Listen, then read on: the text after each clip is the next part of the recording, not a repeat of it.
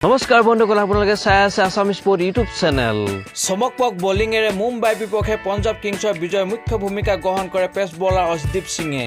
পিছে দলক বিজয়ী কৰালেও আৰ্শদীপৰ বাবে বৃহৎ আৰ্থিক ক্ষতিৰ সন্মুখীন হ'ল IPL কৰ্তৃপক্ষ মুম্বাইৰ বিৰুদ্ধে অন্তিম অভাৰত বলিং কৰিবলৈ গৈছিল আৰ্শদীপ তেওঁৰ তৃতীয়টো বলত বল আউট হয় তিলক বাৰ্মা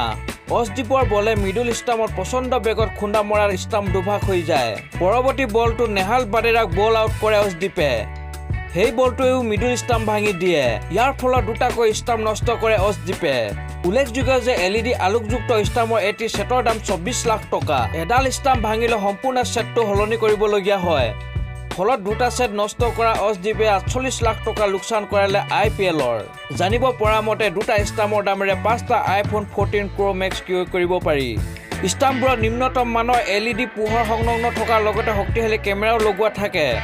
তদুপৰি উইকেটৰ ওপৰত লগোৱা হয় বিশেষ প্ৰযুক্তি সম্পূৰ্ণ জিং ৱেলছ বন্ধুসকল ভিডিঅ' চাই কেনে পালে যদি ভাল পালে লাইক শ্বেয়াৰ কৰিব IPLৰ বিভিন্ন বাবাতৰি মই লৈ আহিবলৈ চেষ্টা কৰিম তেনেহ'লে আজিলৈ আহো ধন্যবাদ জয় অসম